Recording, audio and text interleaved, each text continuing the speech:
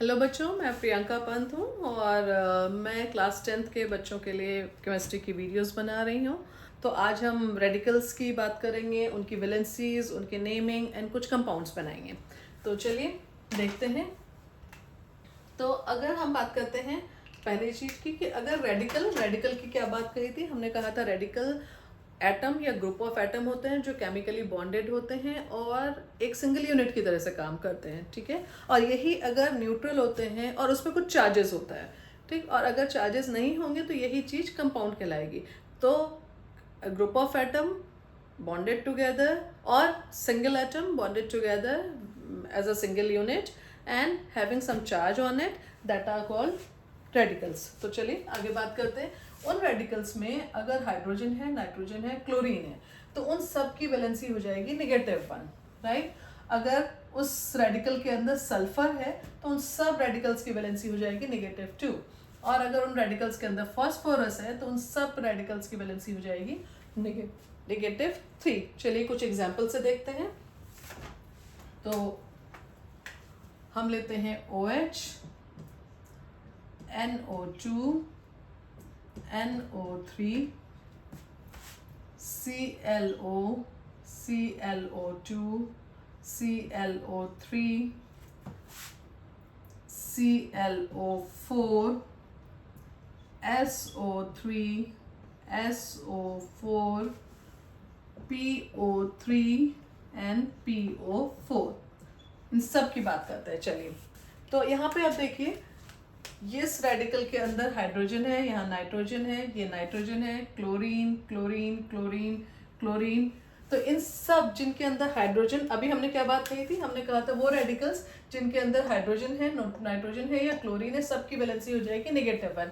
For this reason ये सारे radical, क्योंकि इनके अंदर या तो नाइट्रोजन है या क्लोरीन है या हाइड्रोजन है, इन सब की वैलेंसीज कितनी हो जाएगी, -1।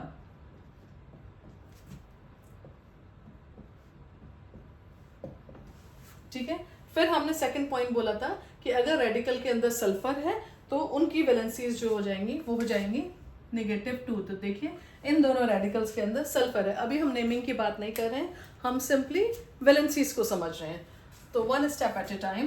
तो हम इसकी वैलेंसी लेंगे 2, इसकी भी वैलेंसी लेंगे 2, क्योंकि इन दोनों रेडिकल के अंदर क्या है, इन दोनों रेडिकल के अंदर सल्फर है। ध्यान रखिएगा कि ये जो वैलेंसीज हैं ये पूरे इसके साथ एक साथ ले रही हूँ। सिर्फ ऑक्सीजन के ऊपर -1 चार्ज नहीं है, पूरे NO2 के ऊपर नेगेटिव चार्ज है, पूरे NO3 के ऊपर नेगेटिव चार्ज है, सिर्फ O3 के ऊपर नहीं है। ऐसे ही ClO2 के ऊपर नेगेटिव चार्ज है।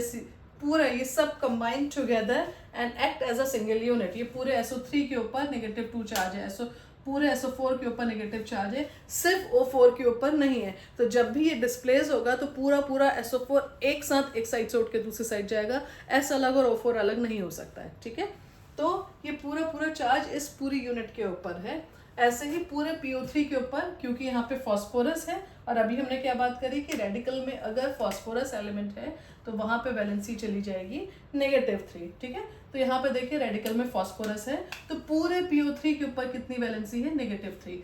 पूरे PO4 के ऊपर कितनी वैलेंसी है, -3, ठीक है, समझे। तो पूरे अगर हम इसको लेते हैं तो ClO3 पूरे के ऊपर -1 चार्ज है।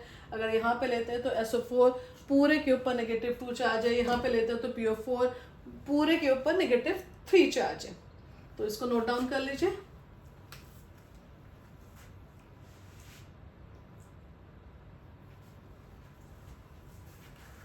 चलिए अब नेक्स्ट स्टेप पे जाते हैं।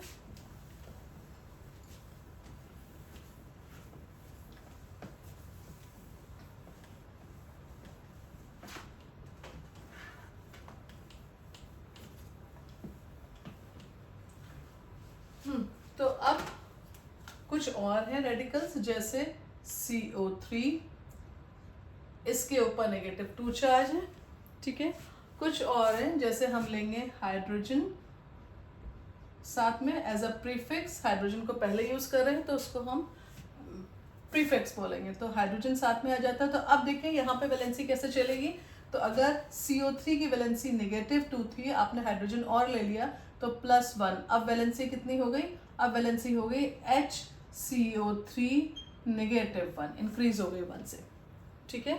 ऐसे ही HSO3, अब सल्फर रेडिकल था, वैलेंसी कितनी होनी चाहिए थी सल्फर रेडिकल की, -2, H और आ गया, +1 किया, अब वैलेंसी कितनी हो गई, HSO3 -1, अगेन HSO4, हम नेमिंग की अभी कोई बात नहीं कर रहे हैं क्योंकि हम पहले वैलेंसी समझ रहे हैं, तो ये हो जाएगी, ये +1 आ गया, SO4 की वैलेंसी -2 थी, उसमें हमने हाइड्रोजन और ऐड कर लिया, तो हाइड्रोजन की वैलेंसी +1 थी, अब ये वैलेंसी बन गई HSO4 -1।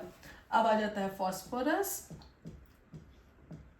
फॉस्फोरस रेडिकल की अभी हमने पढ़ा था वैलेंसी होती है -3, और हमने यहाँ पे हाइड्रोजन और ले लिया, तो ये हो गया HPO -3 +1, तो ये बन जाएगा HPO3 -2, ठीक है। अब PO4 को ले लेते हैं, HPO4, ये भी कितना है, -3 +1, क्योंकि PO4 क्या है, फॉस्फोरस का रेडिकल है, वैलेंसी कितनी होनी चाहिए, -3, ठीक, हाइड्रोजन और आ गया, तो अब इसकी वैलेंसी कितनी हो जाएगी, HPO4 -2, ठीक है। ये वैलेंसीज है, इनको लिख लीजिए, फिर नेक्स्ट स्टेप पे जाते हैं।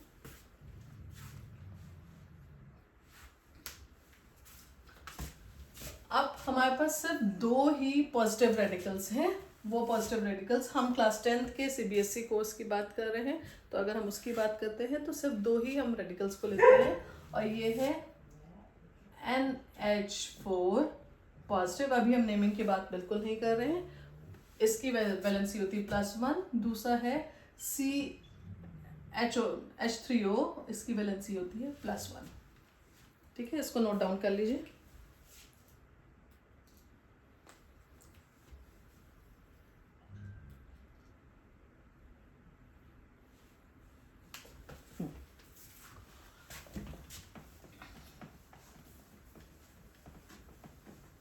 अब हम बार बार यहाँ पे देख रहे थे प्लस और माइनस चल रहा है, तो इनका कैसे नेमिंग होती है उसको भी समझ लेते हैं। तो रेडिकल्स में या तो पॉजिटिव चार्ज होता है या नेगेटिव चार्ज होता है, ठीक है। तो उसको याद रखने के लिए बड़ा आसान तरीका है एक, कि जब भी कभी इलेक्ट्रॉन का लॉस होता है, लॉस ऑफ इलेक्ट्रॉन जो होता है वो हमेशा एक पॉजिटिव चार्ज देता है, अभी समझाते हैं, उसको समझेंगे भी कैसे। वो हमेशा एक पॉजिटिव चार्ज देता है, पॉजिटिवली चार्ज पार्टिकल बना देता है, और इसको हम कहते हैं कैटायन, या मैं इसको इसके नीचे लिखती हूँ, थोड़ी देर बाद समझेंगे क्यों लिख रहे हैं, ओके। जब कभी भी इलेक्ट्रॉन का गेन होता है,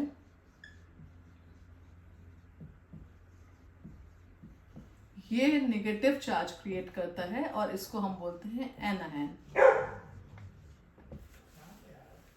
ठीक है।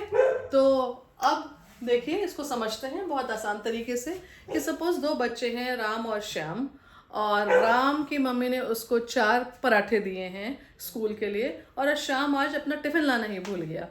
तो दोनों बहुत अच्छे फ्रेंड्स हैं।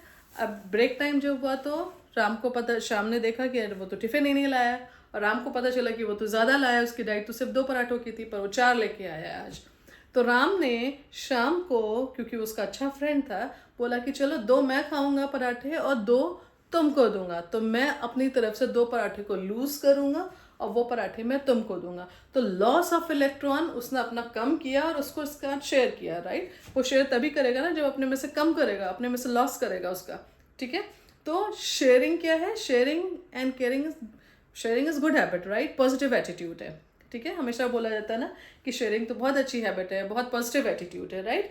तो शेयर कैसे हुआ, शेयर हुआ जब उसने अपने में से कम किया, अपने में से लॉस किया उन चीज़ों का, राइट। तो जब 2 पराठों का लॉस हुआ तो उस कहा गया कि राम का एटीट्यूड बहुत पॉजिटिव है, राम में एक पॉजिटिव चार्ज आ गया, राइट। तो लॉस ऑफ इलेक्ट्रॉन, अब पराठों को इलेक्ट्रॉन से रिप्लेस कर दीजिए, तो लॉस ऑफ इलेक्ट्रॉन या लॉस ऑफ पराठा, कुछ भी याद कर सकते हैं, याद करने के उससे बोल रही हूँ कि लॉस ऑफ इलेक्ट्रॉन, राम ने अपने पराठों को शेयर किया, उसने 2 पराठों का लॉस किया, उसने दिया तो उसके में से कम हो गया, लॉस हो गया, उसके में 2 पराठों की कमी हो गई। तो इलेक्ट्रॉन की कमी या लॉस ऑफ इलेक्ट्रॉन या लॉस ऑफ पराठा एक ही बात है, याद करने के पर्पज से। ये क्या है, एक पॉजिटिव एटीट्यूड है, ठीक। आप कम कर रहे हो, आप शेयर कर रहे हो किसी के साथ, तो शेयर तभी होगा ना जब हम अपने में से कम करेंगे, ठीक। तो ये पॉजिटिव एटीट्यूड है, ठीक। और पॉजिटिव एटीट्यूड को हम कैटायन कहते हैं। देखिए, अब इसको याद रखने का एक बड़ा सिंपल सा तरीका है कि यहाँ पे ये पॉजिटिव जो है ना कैटायन के टी से रिप्लेस कर दीजिए। देखिए हमेशा याद रहेगा कैटायन में भी पॉजिटिव आता है, टी जो है पॉजिटिव साइन मान लीजिए, तो कैटायन का टी जो है वो आपको हमेशा याद दिलाएगा कि कैटायन का ये जो टी है वो पॉजिटिव चार्ज है। ठीक, तो लॉस ऑफ इलेक्ट्रॉन वो क्या है, एक अच्छा हैबिट, मैं अपने में से कोई चीज़ कम कर रही हूँ तो मैं शेयर कर रही हूँ, और शेयर कर रही हूँ तो वो एक पॉजिटिव एटीट्यूड है। Loss of electron is a positive attitude, और उसको हम पॉजिटिव से याद रखेंगे। अच्छा ये तो टी है, तो ये क्या है, कैटायन है, कैटायन का ये टी है।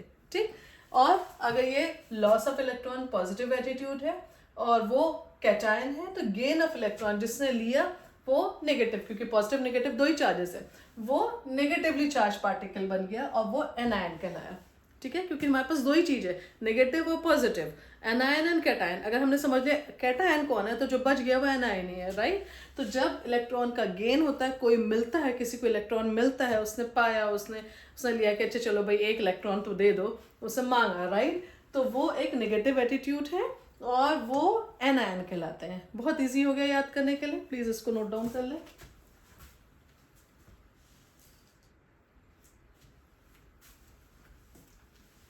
चलिए अब आते हैं नेमिंग पे।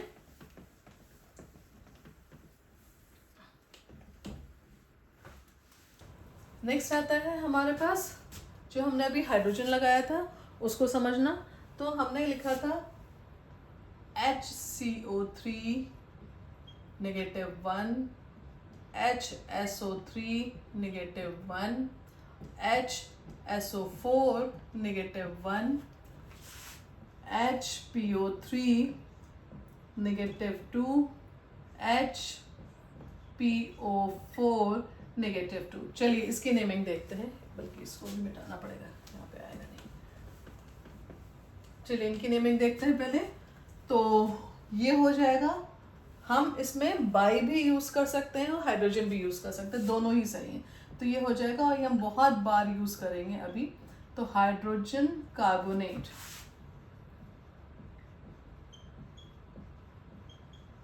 या हम इसको बाइकार्बोनेट भी लिख सकते हैं, एक ही बात है। हाइड्रोजन की जगह पे हम बाई लिख सकते हैं। ठीक है, ऐसे ही हम बात करेंगे अगर सल्फर का, तो हम ये लिख देंगे। अब देखिए लेस ऑक्सीजन है, तो ये कौन सा रेडिकल है, इसका नाम क्या है, सल्फाइड। इसका नाम क्या है, सल्फेट। उससे पहले हाइड्रोजन यूज कर लीजिए, तो हाइड्रोजन सल्फेट, सॉरी सल्फाइड। ये क्या है, ये है हाइड्रोजन सल्फेट। ठीक है, तो ये मोर ऑक्सीजन 8 सफिक्स यूज करेंगे, लेस ऑक्सीजन 8 सफिक्स यूज करेंगे। फास्फोरस में लेते हैं PO3, ये क्या हो जाएगा, हाइड्रोजन -2। ठीक है, अभी हमने इस बारे में बात कर ली है ऑलरेडी। हाइड्रोजन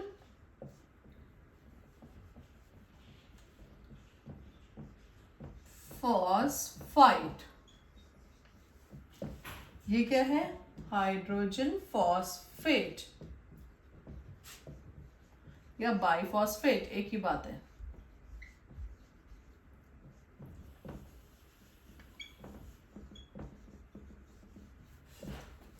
ठीक है, इसको नोट डाउन कर लीजिए।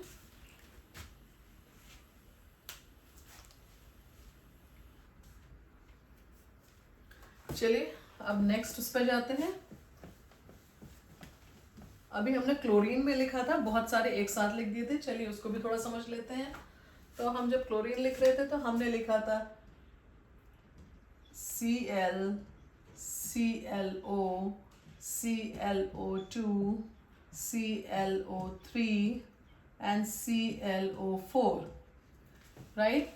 तो यहाँ पे सब क्लोरीन के रेडिकल है, इसलिए -1 -1 ये पूरे इसके ऊपर एक साथ है, सिंगल यूनिट की तरह से काम कर रहा है। तो ये -1 चार्ज ClO4 के लिए, ClO3 के लिए, ClO2 के लिए, Cl के लिए है और C के लिए है, Cl के लिए, सॉरी।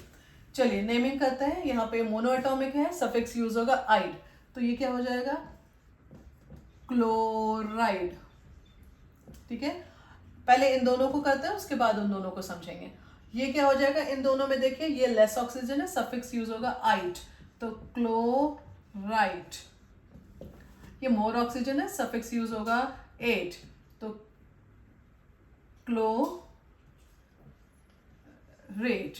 ठीक है, अब जाते हैं इस पे, जब कभी भी आइट से भी कम ऑक्सीजन होगी तो वहां आइट के साथ हाइपो भी यूज होता है। ठीक है, तो ये हो जाएगा हाइपो क्लोराइड।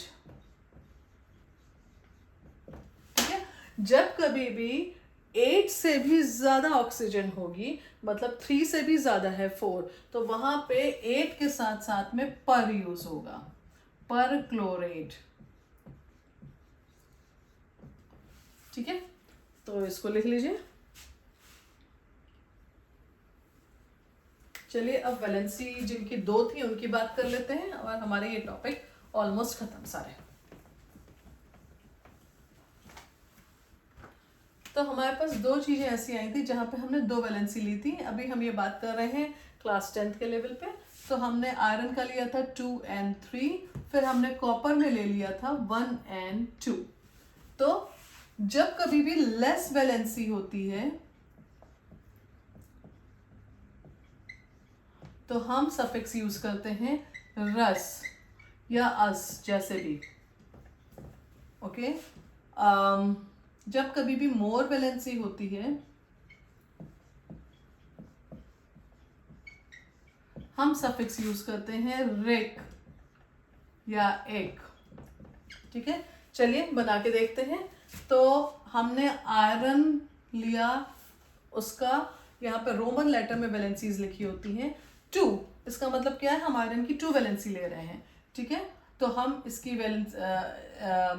इसका जो नेम होगा वो कैसे करेंगे, less valency, 2 is less valency, हम क्या यूज करेंगे, रस, तो ये हो जाएगा फेरस। ठीक है, जब कभी भी आयरन की हम ज्यादा वाली वैलेंसी लेंगे, मतलब 3, ये रोमन लेटर में लिखा होता है, 3 वैलेंसी लेंगे तो ये हो जाएगा रिक, फेरिक। ठीक है, ऐसे ही कॉपर की लेते हैं, तो कॉपर की जब लेस वैलेंसी होगी, कॉपर की जब लेस वैलेंसी होगी 2, तो हम लिखेंगे उसको क्यूपरस। और जब ज्यादा वैलेंसी होगी, मतलब कॉपर की जब 1 वैलेंसी होगी तो क्यूपरस, और जब कॉपर की 2 वैलेंसी होगी तो क्यूपरिक।